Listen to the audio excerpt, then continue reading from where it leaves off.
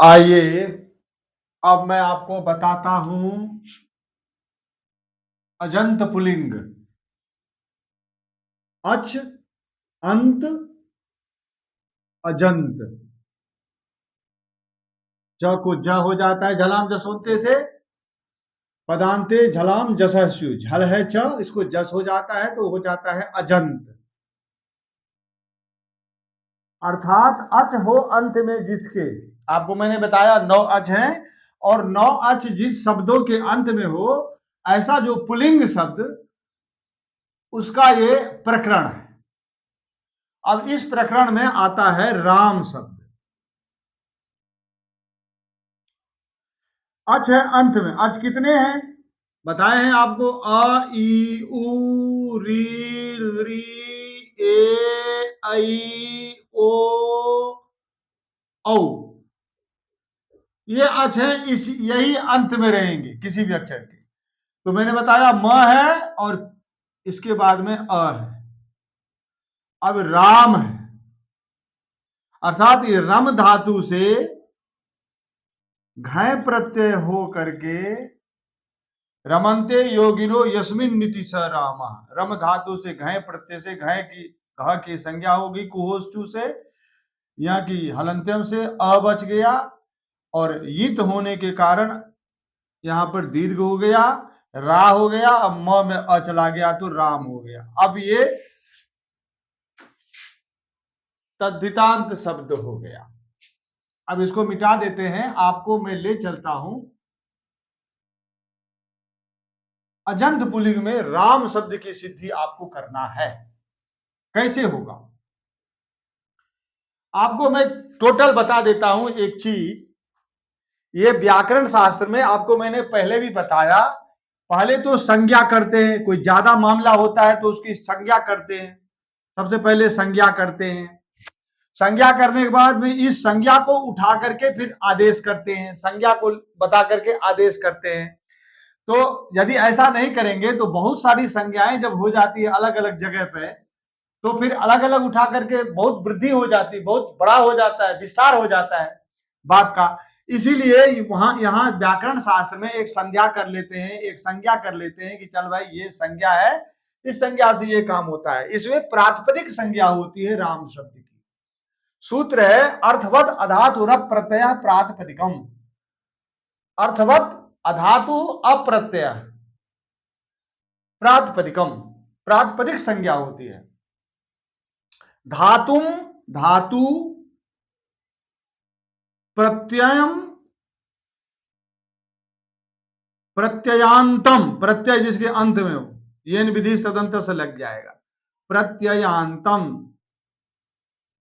च वर्जयित्वा, इन तीनों को छोड़ करके, धातुम प्रत्ययम प्रत्यांतम च वर्जयित्वा अर्थवत शब्द स्वरूपम, अर्थवान शब्द स्वरूप की प्रातिपदिक संज्ञा होती है। अर्थवान शब्द स्वरूप की। अब यह देखना है कि राम क्या है। राम धातु भी नहीं है, राम प्रत्यय भी नहीं है, राम प्रत्यांत भी नहीं है। कौन सा राम है ये? दासरथी राम, दशरथ का बेटा राम, दासरथी राम, दशरथस्यापमान दासरथी, दासरथी राम है। तो दासरथी राम है, तो इसमें अर्थवान शब्द स्वरूप होने के कारण इसकी प्रातिपदिक संज्ञा हो जाती है। एक तो इससे होता है, दूसरा होता है कृत तद्धित समासाश्च। कृत तद्धितांतो, कृत तद्धितांतो प्रातिपदिक संयोग अस्तः। कृतांत और तद्धितांत की प्रातिपदिक संज्ञा होती है। यहां पर ये तद्धितांत वैसे प्रयोग की दृष्टि से करेंगे तो रमन्ते योगिनो यस्मिन नीति सा रामा, तो इस अर्थ में घय प्रत्यय आ जाकर के यहां भी इसमें सिद्धि होती है तो राम शब्द बन जाता है। तो तद्धित होने के कारण दोनों सूत्र से प्रातिपदिक संज्ञा इसमें लागू है। अर्थवान शब्द स्वरूप होने के कारण भी धातु प्रत्यय प्रत्यांत को छोड़ करके अर्थवान शब्द स्वरूप जो है उसकी प्रातिपदिक राम की संज्ञा हो गई। तो राम प्रातिपदिक होने के कारण जो है, और अब इसमें क्या हो, प्रातिपदिक जब बता दिया तो अब क्या होगा, तो प्रातिपदिक होने के बाद में सूत्र आता है स्वौ जस मोट छस टाभ्याम भिस नस भ्याम व्यस नस ओस आम न्यो सु औ जस। इसका ध्यान रखिएगा सब लोग, इस सूत्र को अलग अलग करना पड़ेगा, लंबा सूत्र है। सु औ जस अम औट सर्स, जस में हलंत है, अम मिल गया तो हो गया जस मौट, हो गया सु औ जस अम औट सस। टाभ्याम भिस, टाभ्याम भिस, याद कर लीजिएगा आप लोग इसको। ङेभ्याम भ्यस, ङेभ्याम भ्यस, ङसीभ्याम भ्यस, ङसी पंचमी में इकार वाला आएगा, ङसीभ्याम भ्यस। षष्ठी में ङस आएगा, इसमें इकार नहीं रहेगा, ङस ओस आम। और नी ओ सूप, नी ओस सूप। अब यहां पर लग गया आदि अंत्यन सहिता, अंत्यन इता सहित आदि। अंत इत कौन है? प, उसके सहित आदि कौन हो गया? सुप। यह बीच वाले सभी प्रत्याहार का बोध कराता है। यह सु अपना भी नाम सुप रखेगा। तो सारे सुप हो गए, हो गए कि नहीं हो गए? इसको आप, मैं लिख दिया हूं, इसको तैयार कर लीजिएगा। ब्लैक बोर्ड पर जगह नहीं है, इसलिए मैं इसको मिटाता हूं। इसको भी मिटा देता हूं, आज को मैंने बता ही दिया है आपको। अब जो है आपको देखना है कि राम शब्द में कह रहा है कि ये प्रत्यय हो, सु ओ जस अम ओट जो बताया है सुप तक, ये सभी प्रत्यय हो प्रातिपदिक से परे। तो आता है ज्ञाप प्रातिपदिका, ज्ञंतात नी अंत में हो, नी अंत में हो, ज्ञंतात आवंतात प्रातिपदिकात च परे,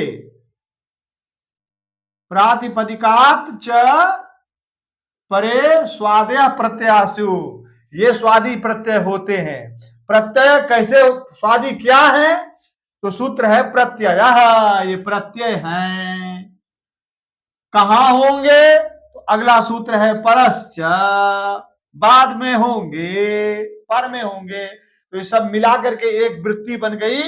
परश्च के बाद में लिखा है इत्यधिकृत्य, इसका अधिकार चला और इकट्ठा प्रयोग क्या बना? ज्ञावंतात प्रातिपदिकात च परे स्वादय प्रत्यया स्यु, सु आदि प्रत्यय हो, बहुत है इसलिए कहा गया है प्रत्यया। वैसे ये एक ही है प्रत्यय, इसका अधिकार चलता है। एक जो भी होते हैं वो प्रत्यय होते हैं, ठीक है।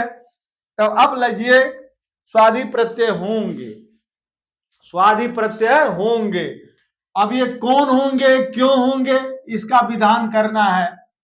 अब ये देखिए, आप इसको मैंने मिटा के साफ कर दिया है ब्लैक बोर्ड। कौन होंगे, क्यों होंगे? तो सूत्र आता है सुपह, कहता है सुपह त्रीणि त्रीणि वचनानि एकसः, एक वचन द्विवचन बहुवचन संज्ञानिषु, एक वचन द्विवचन बहुवचन।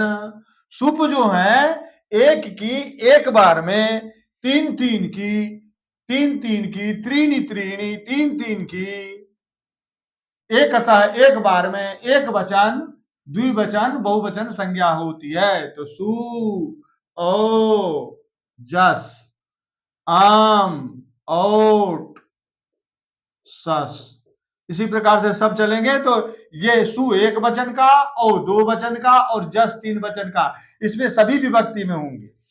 अब कहते हैं द्वयो कयोर द्विवचने क वचने द्वित्व विवक्षायाम द्विवचने द्विवचनम भवति द्वित्व एकत्वयोः एतौ अस्तः। द्विवचन और एक वचन की विवक्षा में द्विवचन और एक वचन होते हैं। अब बहुवचन छूट गए हैं फिलहाल में, इसको रहने दीजिए, इसको साइड कर दीजिए। अभी एक वचन द्विवचन का देखते हैं। तो अभी एक की विवक्षा है, राम की, एक राम की विवक्षा है। विवक्षा माने वक्तुम इच्छा, कहने की इच्छा है, वक्ता की, कर्ता की। तो एक वचन की विवक्षा में सु आया। जब सु आया तो राम शब्द से एक वचन की विवक्षा में सु आ गया। अब कहते हैं विराम, सु की उकार की संज्ञा हो गई उपदेशे जन्मांसी से स बेचारा ऐसे ही रह गया, स ऐसे रह गया तो यहां पर लोग लग गया वही आपको बताया था ससुजुसोरु पदांत सकार का और सजुस शब्द के मूर्धन्य सकार का को रू होता है, तो इस सु के बदले में क्या हो जाएगा, रू हो जाएगा भाई साहब। तो रू हो जाएगा तो राम और रू हो गया, रू में उ की संज्ञा फिर उपदेश जन्मासिक हो गया तो राम र बचा।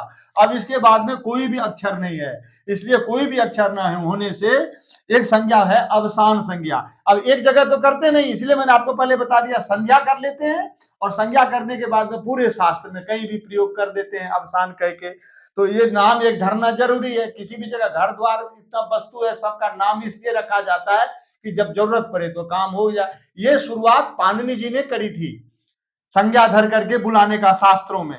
तो अब यहाँ पर आप देखिए, यहाँ पर अवसान संज्ञा बोलता है विरामो अवसानम वर्णानाम अभावो, वर्णों का यदि अभाव आगे पड़े तो वर्णों का कोई यहाँ पर है ही नहीं उपस्थिति, अभाव है, वर्णों के अभाव की अवसान संज्ञा होती है। तो अवसान संज्ञा हो गई, अवसान संज्ञा होने के कारण लग गया क्या, यहाँ पर क्या लग गया आप बताइए।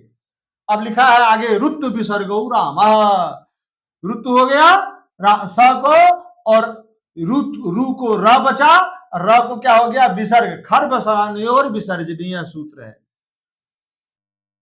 खर वसानयोर विसर्जनीय।